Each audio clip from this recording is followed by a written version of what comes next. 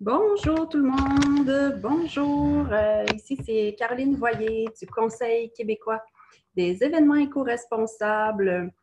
Ça me fait plaisir d'être avec vous ce midi encore. C'est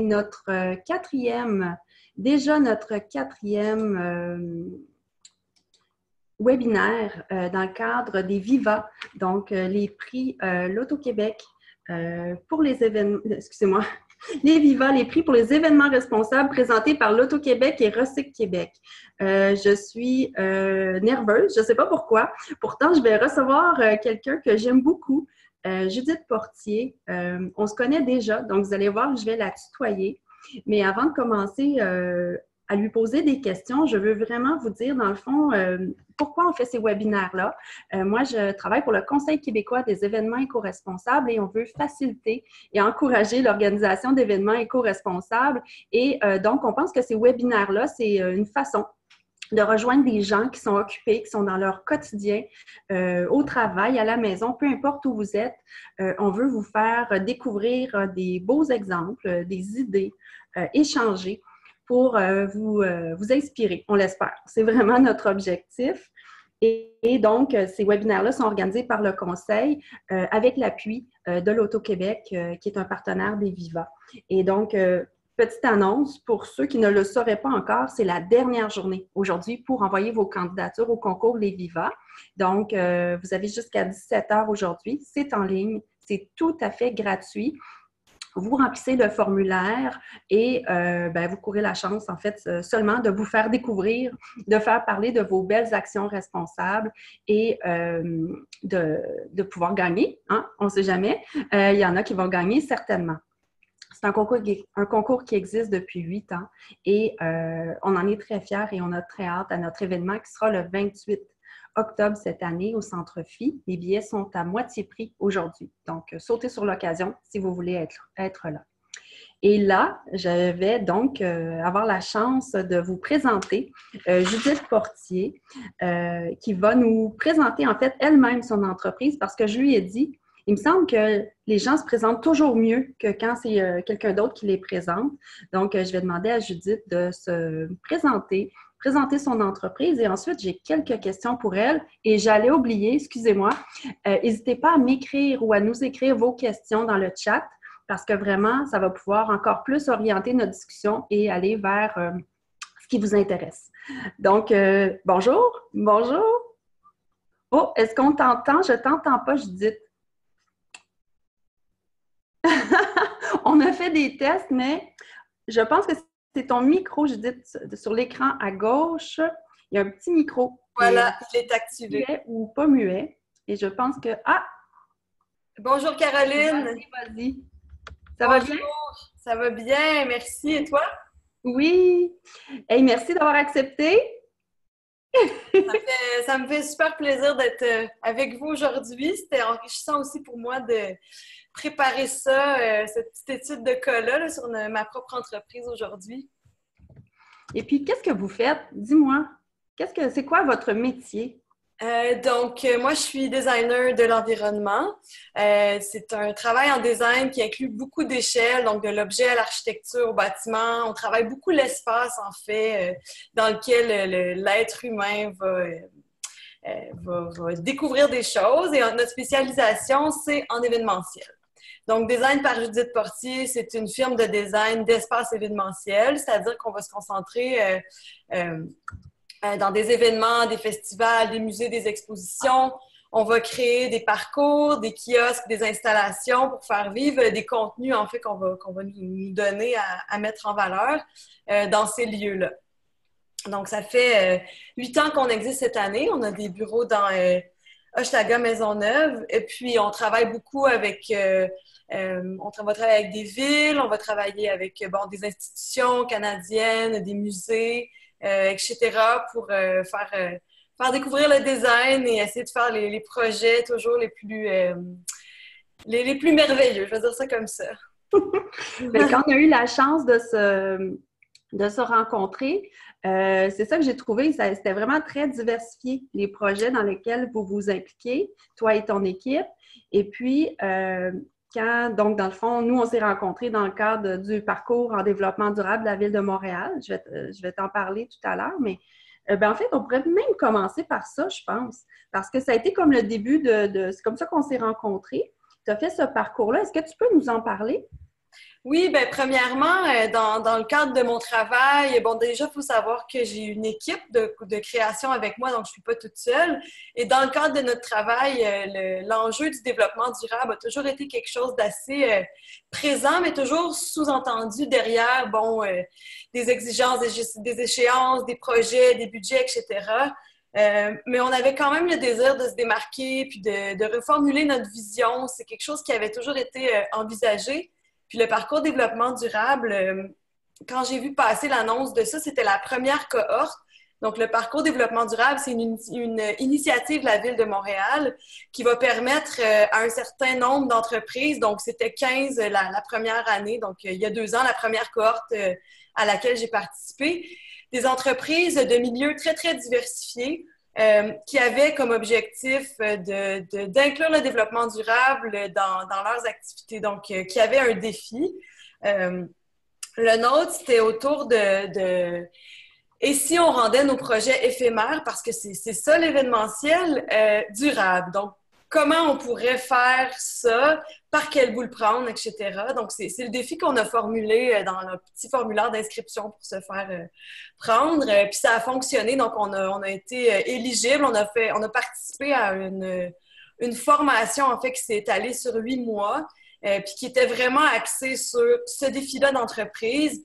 Comment on est capable d'intégrer le développement durable dans toutes les sphères, finalement, de l'entreprise, parce que c'est pas vrai qu'on agit juste sur l'écologie. On va parler de gouvernance, on va parler de beaucoup d'aspects financiers, etc.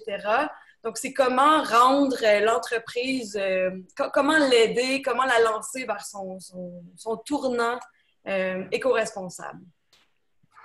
Puis est-ce que le parcours, ça vous a aidé dans ce sens-là? Parce que je comprends que le défi était assez grand, assez large. Oui. Qu'est-ce que vous avez fait finalement pendant le parcours, puis c'était quoi le résultat? Bien, en fait, c'était une formule d'accompagnement. On a revu complètement notre modèle d'affaires. En fait, je dis pas qu'on l'a nécessairement refait, mais on l'a pris, on l'a analysé. C'est comme si le parcours devenait une espèce de loupe pour regarder nos actions, puis pour se poser les bonnes questions, puis engendrer des hypothèses, des hypothèses pour nous permettre de nous améliorer. Nous, on avait plusieurs...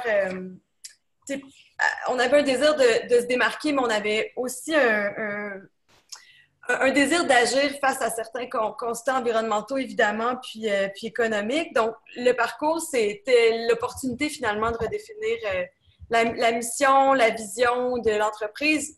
Une des conclusions de ça, ça a été la rédaction, en fait, de notre charte.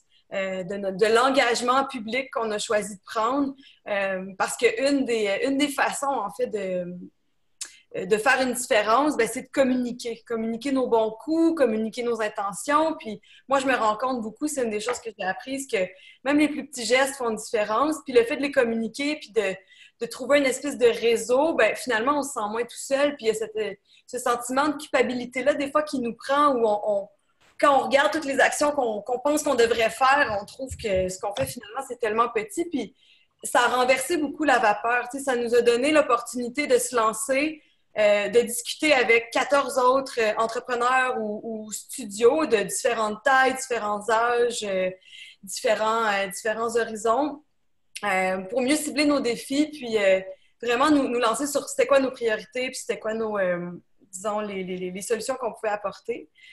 Nous, de notre côté, ce qui est intéressant, c'est qu'en tant que designer, on a pu amener beaucoup de créativité dans ce processus-là, à profit, en fait, parce que, bon, le parcours, il y avait beaucoup d'activités de formation. C'était principalement ça.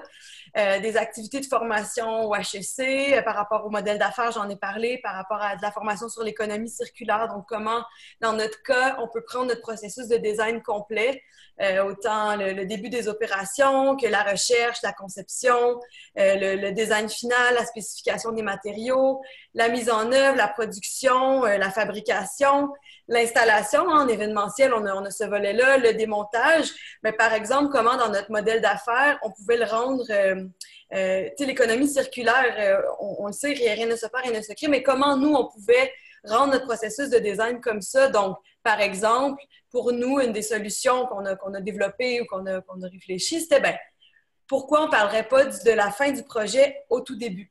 Donc, on fait un événement, on sait que forcément, il y a une fin, ça va durer 1 heure, une journée, une semaine, dans le cas d'une exposition, peut-être 1 année, mais forcément, il va y avoir c'est ça, une fin à ça. Donc, de l'amener tout de suite dans les discussions au début du projet, bien, ça permet de le voir sous un autre angle.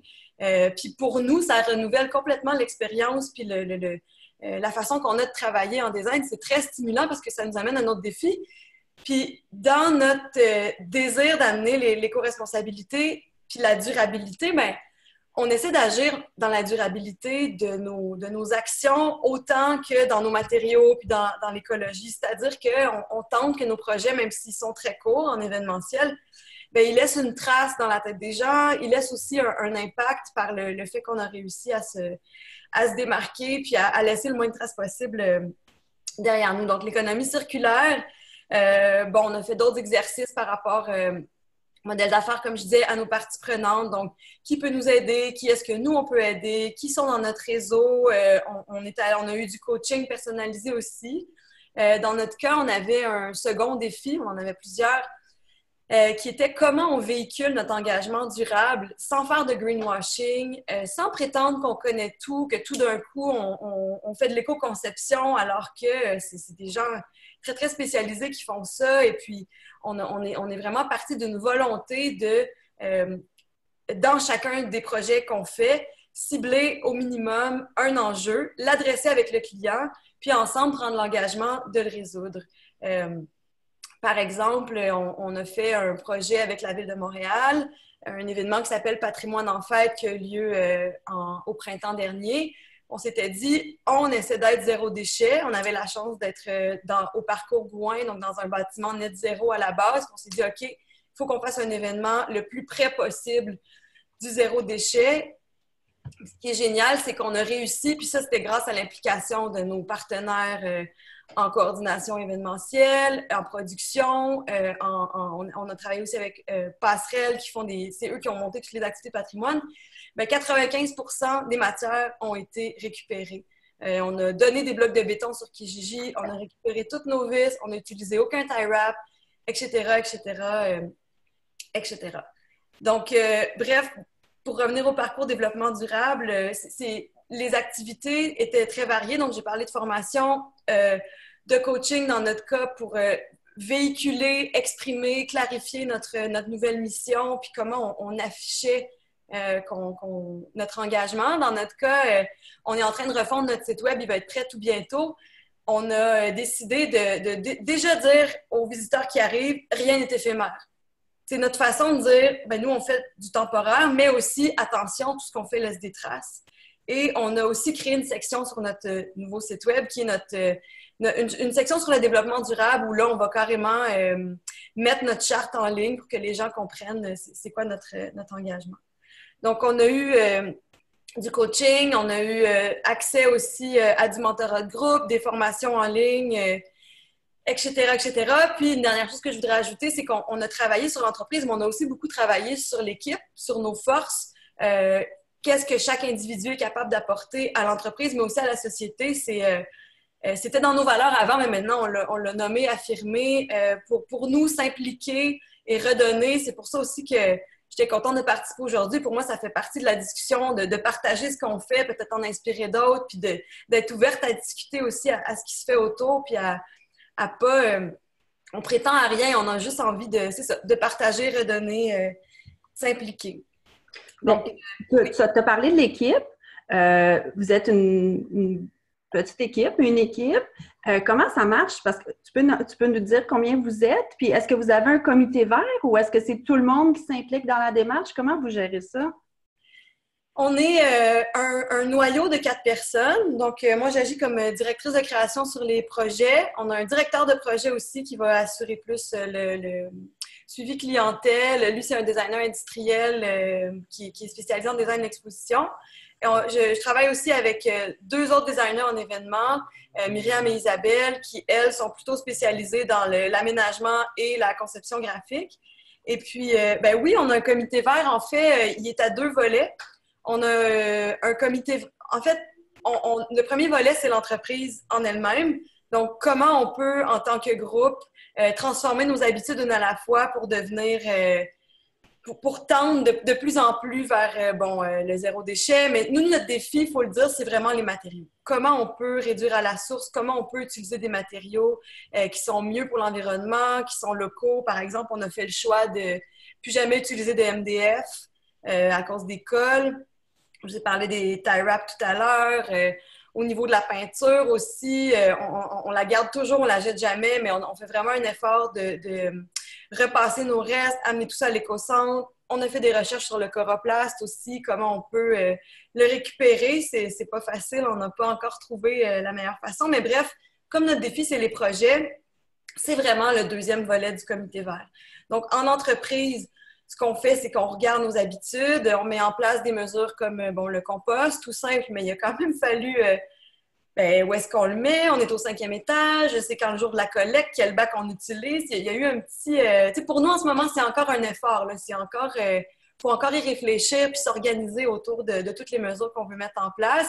Donc, le comité vert sert à ça. Maintenant, on recycle tous nos crayons, puis on en passe beaucoup. On a trouvé un programme qui les récupère via Bureau en gros, etc., etc. Ça, c'est le volet entreprise. Puis pour le volet projet, comme je l'ai dit tout à l'heure, on cible un objectif qui correspond souvent à un type de matériau qu'on veut cibler. J'ai parlé du coroplast, des tie wraps, il y a le vinyle, on utilise beaucoup de bois, on essaie de le récupérer, etc. Puis cet enjeu-là, on a aussi, on a aménagé un petit coin pour le développement durable, donc on a un grand tableau blanc, on écrit chaque projet et chaque défi qui est relié. OK. Quand on se réunit, on s'assure que l'enjeu est vraiment adressé puis qu'on réussit à le résoudre au travers le projet. C'est la façon qu'on a réussi à l'intégrer dans notre day-to-day. Donc, on en parle vraiment au quotidien, mais plus particulièrement, on se sert des projets pour l'implanter. Donc, le comité développement durable, on est deux à temps plein dedans, mais quand c'est les projets, c'est tout le monde. Puis, est-ce que tu as parlé de différents gestes ou choix responsables, mais c'est quoi l'action responsable que vous avez faite dans les derniers mois dont tu es la plus fière? Ce qui me rend très fière, c'est l'adhésion des clients, en fait.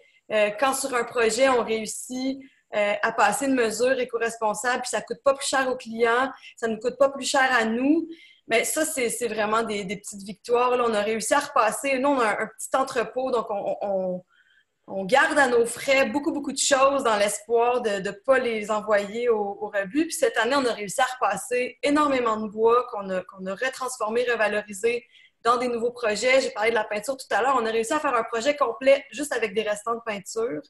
On a réussi à donner le coroplast qui, malheureusement, ne se recycle pas. Si vous trouvez des endroits à Montréal qui le recyclent, dites-le moi. On a appelé dans tous les éco-centres à date. On le stocke, mais on a trouvé une école primaire qui en a repris une certaine partie pour faire des bricolages avec les enfants. Donc, c'est vraiment des petites choses encore, mais pour nous, revaloriser les matériaux, c'est vraiment ce qui nous rend le plus fiers pour l'instant parce qu'on a quand même des projets qui se démarquent par leur esthétique, par leur fonctionnalité. On a travaillé très récemment avec l'OSM à la Place des Arts, donc il y a quand même une esthétique, un prestige. Je veux dire, moi, parmi les défis que j'ai, je trouve que parfois, c'est connoté de dire qu'on va récupérer des matériaux. Tout d'un coup, on s'attend peut-être à un rendu un petit peu moins parfait, mais c'est pas vrai. On réussit à faire je veux dire, on voit pas la différence. Donc, pour nous, c'est une vraie victoire de réussir à amener cette bataille-là puis que ça fonctionne pour vrai. Puis on prouve à chaque projet que, ben oui, on est capable. Ben bravo, écoute.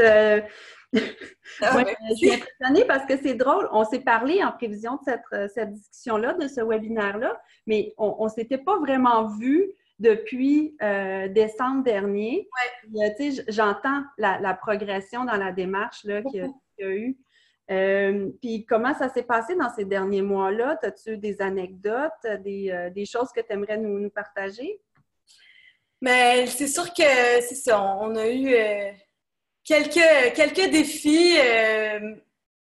Il y a un des événements où est-ce qu'on a amené l'idée de réduire les GES puis de les repayer en plantant des arbres. Puis il y a eu un gros froid autour de la table, une grosse réunion où ça va nous coûter plus cher. Ouais, on est obligé. C'est quoi cette affaire-là? On n'en avait pas parlé. On a comme appris qu'il fallait y aller avec tact. Moi, au début, j'étais très... on fonce dans le tas, puis ceux qui embarquent pas, on les laisse tomber. Puis j'ai appris que c'était probablement la meilleure solution pour que le client parte. Puis c'est pas tant de perdre un client le problème. Le problème, c'est qu'il va trouver quelqu'un d'autre qui va lui faire son projet sans récupérer rien, sans s'occuper des mesures éco-responsables. Donc, je me suis dit, OK, c'est pas la bonne façon. Il faut qu'on l'amène il faut qu'on s'adapte à notre client. Puis ça, ben, je l'ai vécu beaucoup. Puis c'est des... À chaque fois, c'est un petit peu à jauger. On a travaillé avec l'OSM, j'en parlais tout à l'heure. Eux, ils en ont une politique de développement durable. Donc, cette fois-là, on est allé leur demander, « Hey, vous avez une politique de développement durable? Qu'est-ce que c'est? » Puis on est allé, nous, chercher à l'intérieur sur quel point on croyait qu'on était capable de travailler dans le cadre de leur projet. On a fait l'aménagement du festival La Virée Classique tout récemment, à la fin du mois d'août.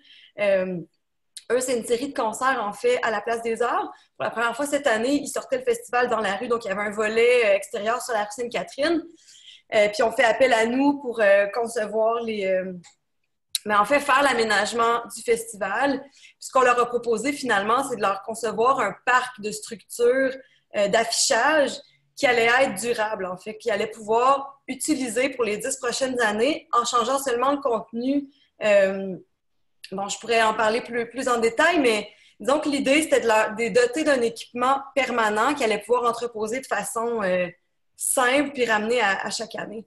Donc, ils ont vraiment embarqué dans ça. Puis, ce dont je suis fière, c'est qu'on a pris la peine de comprendre leurs besoins, de comprendre leurs enjeux, de comprendre leur budget, de comprendre aussi leurs impératifs en termes de, bon, ils ont des comptes à rendre, ils ont des partenaires, ils ont des commanditaires, on avait un échéancier à respecter et tout. Donc, on a vraiment réussi à cibler qu'est-ce qu'on était en mesure de leur offrir, de leur proposer qui soit réel aussi, parce qu'on a réussi à livrer ça, puis ça a fonctionné. Ça, c'est une des parties les plus importantes, c'est que au début, on peut avoir 10 engagements, 10 idées, mais si on en réussit 0, c'est dommage. Alors que là, en se concentrant sur un objectif par projet, ben, je peux dire qu'effectivement, depuis qu'on s'est vu au mois de décembre, on a réussi. C'est pas parfait à 100%. On a travaillé avec un festival à Québec. On emballe les arbres à leur couleur avec un matériau qui est super doux pour les arbres, qui leur fait pas mal, qui est pas nocif, etc. Cette année, on a dit, vous n'avez pas le droit de le jeter, on le récupère. Donc, on va, puis là, c'est là où je dis qu'on est encore en apprentissage, mais on souhaite créer une gamme de mobilier à leur couleur avec ce matériau-là qui a été récupéré. Donc, ça, c'est en cours, c'est encore dans les grandes idées, mais des idées comme ça, justement, au mois de décembre, on en avait 100. On se dit, oh mon Dieu, il n'y arrivera jamais. Puis, finalement, quand je fais justement, c'est pour ça que j'étais contente d'avoir fait cette préparation-là pour aujourd'hui, parce que on en a fait des choses au final, là. On a fait plein de petites choses, mais qui sont tellement des acquis maintenant que là, ça fait de la place aux nouvelles, puis peu à peu, mais on réussit à être à la hauteur de nos engagements puis de nos souhaits, en fait. Bien, moi, je retiens des choses que tu as mentionnées, là, le fait, tu sais, ça a l'air d'une montagne à un moment donné parce qu'on a vraiment trop de choses à mettre en place, mais au fur et à mesure qu'on en fait, bien là, la montagne diminue, puis c'est encourageant, puis on regarde derrière, puis on voit ce qu'on a accompli. Puis tu as mentionné, bien, tu sais, c'est pas parfait, mais personnellement, je connais aucune organisation parfaite, là. Tu sais, tout le monde est dans un processus d'amélioration. Il y en a qui sont arrivés, qui ont commencé plus vite ou qui sont arrivés plus loin, mais c'est, tu sais, dans le fond, personne n'est parfait. Moi, une chose que ça me suggère, ce que tu dis, c'est que je me dis, il faudrait donc qu'on quantifie. Comme quand tu dis que tu arrives à faire des choses à coût nul, là, ou tu sais, qu'il n'y a pas d'impact financier pour les clients, là, moi, je me dis, OK, moi, il faudrait que je fasse un effort pour qu'on quantifie tout ça. Puis peut-être de ton côté, en tout cas, si tu as des chiffres, ce serait vraiment des choses intéressantes pour la collectivité là, à partager. Il y a 2 personnes, je pense, qui ont posé des questions. On nous demande des conseils ou des petits conseils faciles pour à intégrer dans un événement. Exemple, un cocktail réseautage pour être plus éco-responsable ou zéro déchet. Bonne question, hein? Je pense qu'une chose que tu as mentionnée qui serait utile, c'est vraiment penser à ce qu'on va avoir à la fin de l'événement, puis tout de suite prévoir dès le début. Est-ce que, dans le fond, c'est les bonnes matières à faire rentrer sur notre événement? Parce que si on sait qu'à la fin, on va être pris avec, puis ça va être du déchet, si on est au début du processus, c'est le temps de changer, là. Absolument. Puis le conseil que j'aurais envie d'ajouter à ça, parce que tu as essentiellement répondu à la question, je suis assez d'accord avec ce que tu viens de dire. On devrait toujours se demander si on en a vraiment besoin. Je me suis approchée une fois par une start-up qui prônait justement le développement durable et qui organisait son événement de lancement.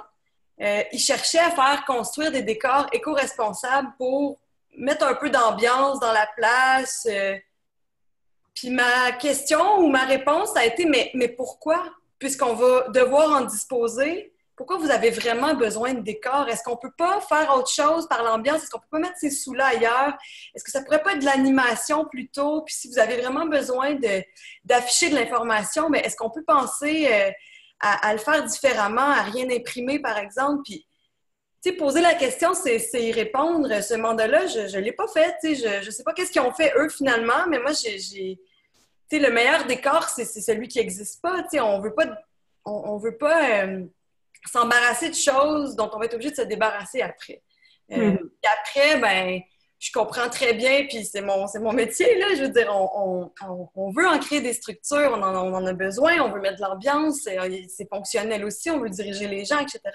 Mais quand c'est nécessaire de le faire, ben, je pense qu'il faut essayer d'investir cet argent-là le plus intelligemment possible, soit en louant ou soit justement en essayant de définir des besoins sur des structures qui vont pouvoir être réutilisable. Puis souvent, de mon expérience, ça prend 3 fois ou 3 ans, c'est selon à quel moment l'événement revient, mais avant d'être rentable. C'est vraiment de moyenne, c'est pas scientifique, mais un équipement qui va être utilisé 3 fois va normalement finir par avoir un coût nul et c'est là que l'argent va revenir, on va pouvoir investir dans d'autres choses. Donc, le conseil que je pourrais donner par rapport à ça, c'est de ne pas essayer nécessairement de tout faire la première fois, mais de construire un petit bout, de prendre soin de le faire d'une façon durable pour pouvoir le garder, puis de bâtir par rapport à ce premier petit bout-là qui aura été fait. Puis sinon, j'abonde avec toi dans le sens de penser zéro déchet, puis de là, tout ce qu'on peut réduire. Voilà. Il y a une autre question, ça va être la dernière parce que le temps passe vite. Par contre, s'il y a d'autres personnes qui ont des questions, n'hésitez pas à nous les écrire, puis on pourra les envoyer à Judith et puis on pourra répondre sur notre site Internet. On publie tous les webinaires, l'enregistrement, et donc, sous le webinaire, on pourra avoir les questions-réponses. Donc, on dit, d'après votre expérience, quel est le principal obstacle que vous avez rencontré lors de l'organisation d'événements éco-responsables? Le principal obstacle. Le coût. Oui, hein? Le coût, oui. C'est le coût et l'appréhension. L'appréhension de l'esthétique ou de la qualité qu'on pourrait perdre.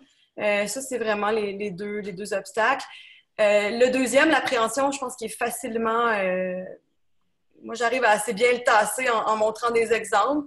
Puis je suis pas la seule à faire des choses merveilleuses qui intègrent ces principes-là. Loin de là, je pense qu'on c'est en pleine effervescence, puis il faut en profiter de cette vague-là. Mais le coût, c'est vraiment le frein principal. Puis c'est un immense défi pour nous de proposer des budgets qui dépassent pas les coûts envisagés, même si on prend de l'achat, par exemple, bon, je parlais des tie wraps tout à l'heure. On a fait une petite étude là, qui vient d'être publiée justement sur le bulletin du réseau.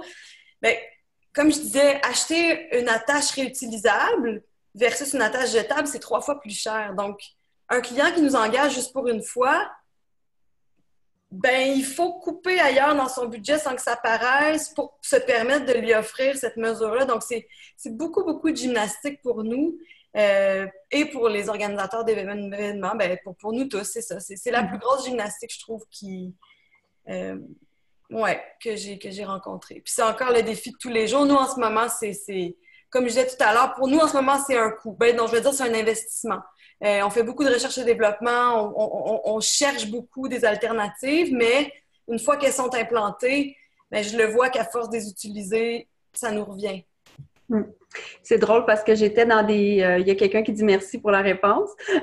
J'étais hier avec des lieux de diffusion culturelle qui ont choisi de remplacer des éléments éphémères comme les tie wraps, tout ça. Puis dans un lieu fixe, pour eux, la rentabilité était là clairement très facile parce que c'est sur du long terme. Fait qu'il y a ça, lieu versus installation éphémère, etc. Ça fait partie du portrait. Mais hey, un gros, gros merci de ta participation. Tu as été très généreuse de ton temps et puis de nous parler de ton entreprise, d'être très transparente. Et puis donc, c'est très, très apprécié. Donc, comme je disais, le webinaire va être disponible sur le site web du Conseil québécois des événements éco-responsables. Si vous avez d'autres questions pour Judith, il ne faut pas hésiter à nous les envoyer, que ce soit par courriel, par Facebook, LinkedIn, texto, tout autre moyen à votre disposition. Et puis, ben écoutez, on se dit aussi au 28 octobre pour ceux qui vont venir au Viva. Et écoutez, c'est un petit secret encore, mais on espère faire d'autres webinaires, principalement en 2020. Là, on va faire d'autres webinaires pour faire découvrir d'autres trucs. Pour organiser des événements plus éco-responsables parce qu'on sait qu'il y a des défis, on vous entend, puis on va trouver des solutions ensemble, c'est sûr. Donc, un gros merci, Judith. Merci à vous tous. À bientôt. J'espère continuer la conversation. À bientôt. Bye Bye. bye.